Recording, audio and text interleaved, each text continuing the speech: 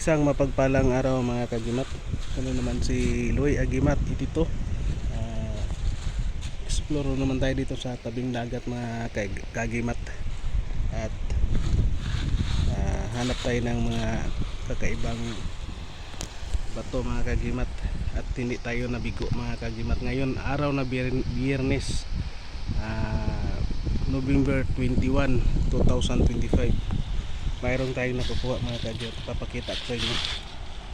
At sa hindi muna ako mag-umpisa papakita, shout out na lang sa lahat-lahat ng aking mga kapwa Mutia Hunters, antingiros, antingiras. Isang mapagpalang araw sa ating lahat.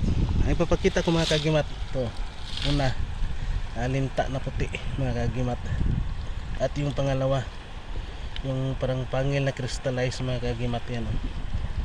At ito mga kagimat, mutya din ito mga kagimat. Ito yung napakagandang gamit mga kagimat, mutya.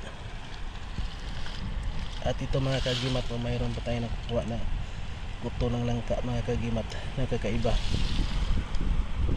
At ito mga kagimat, meteoritic type. Yan, meteoritic type ito mga kagimat. Yan, kumikinang yan mga kagimat, at magnetic. At ito mga kagimat, kakaiba blue. At ito mga kagimat, nakakuha tayo ng batong kulog. Yan, batong kulog ito mga kagimat. Yan, bilog.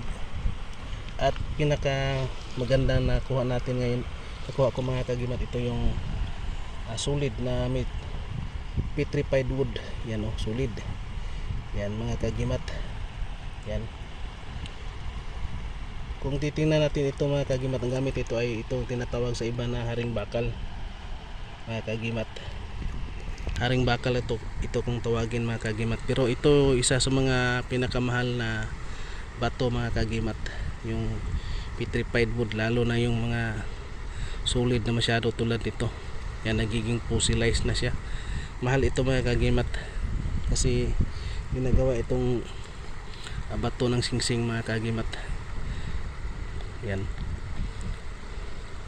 petrified wood.